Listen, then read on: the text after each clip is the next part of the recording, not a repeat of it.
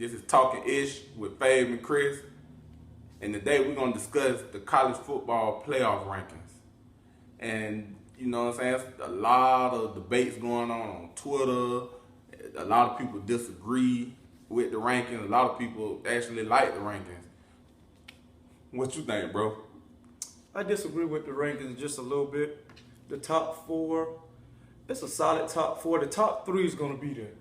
I agree, but I don't agree with the order. If it was up to me, LSU would be number one, obviously, because they play in the SEC. I am SEC biased because I think it's the best college football conference in the world. So if you're undefeated in that conference, you have to be pretty good. My number two would be Clemson. They're playing insane right now, and they have a big matchup against Florida State this week. If they win it, they may jump LSU to be number one. My number three is Ohio State. They just implemented J.T. Barrett back into the starting lineup. I think that's going to bolster their offense and make them more high-powered than what they were. And my number four would be Notre Dame, simply because they're 7-1, and the only team they lost to is my number two, and the college football playoff committee's number one, Clemson. I think Notre Dame makes a great case to get in at number four, and if they win out, it's going to be hard to keep them out. Yeah, and I also agree with your top three. Your top three. My fourth team, I'll put Baylor, because they have been the most impressive team as far as the eye. They haven't played the top talent, but they're undefeated. They haven't lost, and plus, they've made everybody look bad though. Exactly, because TCU, who is also undefeated, they struggled with teams like Texas Tech. Baylor blew them off the map. Their offense and what Corey Coleman is doing right now with 18 touchdowns, which is more touchdowns than the leading receiver had all of last year. They're playing out their mind right now. Now, true enough, they lost their quarterback. A very good quarterback, and I can understand why the college committee would put them down further in the rankings. Obviously, if the quarterback was still there, of course they would be in the top four. And what I just noticed, neither one of us had Bama in our top four. The SEC is the best conference. Yes, absolutely. The SEC is the best conference.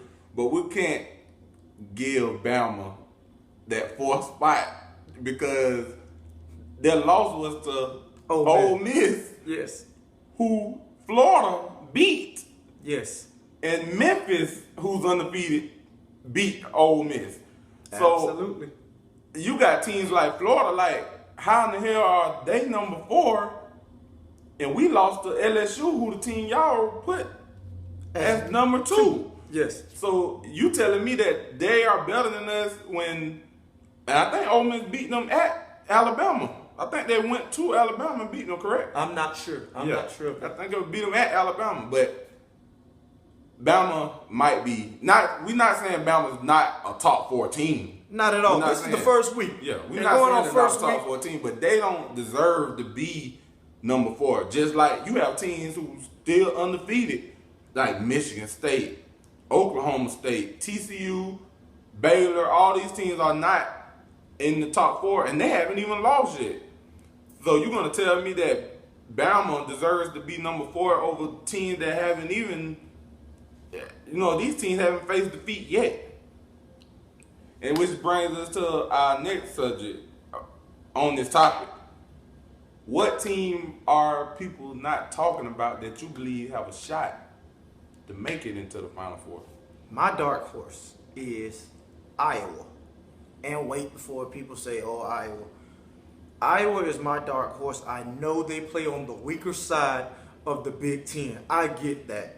But if they run the table on that side and match up with either Ohio State and Michigan State in the Big Ten championship game and win, which we all know on any given night, anybody can win. You have to put an undefeated Iowa in there. In my opinion, you have to put those guys in there. Yes, their strength of schedule is just not there. Their remaining strength of schedule is 56. I understand that. But if they get to the Big Ten championship and win it, I I feel as though the committee has to find a way to put them in. Well, everybody who knows me knows I'm a Pac-12 guy, so I'm going with Stanford as the team nobody's talking about. Solid. They lost to Northwestern in the beginning of the season, but Stanford is one of only 2 teams in the country who's playing 11 Power 5 teams this year. They have 11 Power 5 teams on their schedule, and they end the year against the team that's number 5 right now, Notre Dame. That's the last game of the season. So, in the Pac-12 championship, they probably will run into Utah. Could be USC again, or it could be UCLA in the Pac-12 title. If they run the table and go 12-1 after beating Notre Dame the end of the season, who probably will end up 11-1 or 11 or 10-2, you got to put Stanford in because the Pac-12 is the second best conference. So if they run, that's debatable. Yeah. Another time and place we can hit that. Yeah. Yeah, but if they run the table, I like Stanford to get in, and that would be my 4 team. That would be my 4 team. I won't put them higher than 4 because the Pac-12 is not as strong this year. But the fact that they had Notre Dame in their back pocket, I'll actually put them in. Okay, hey. We all have different opinions. It's just the first week of the college football polls. So, hey, we're going to see how this thing shakes out. It's a lot of football left. And let's see what happens.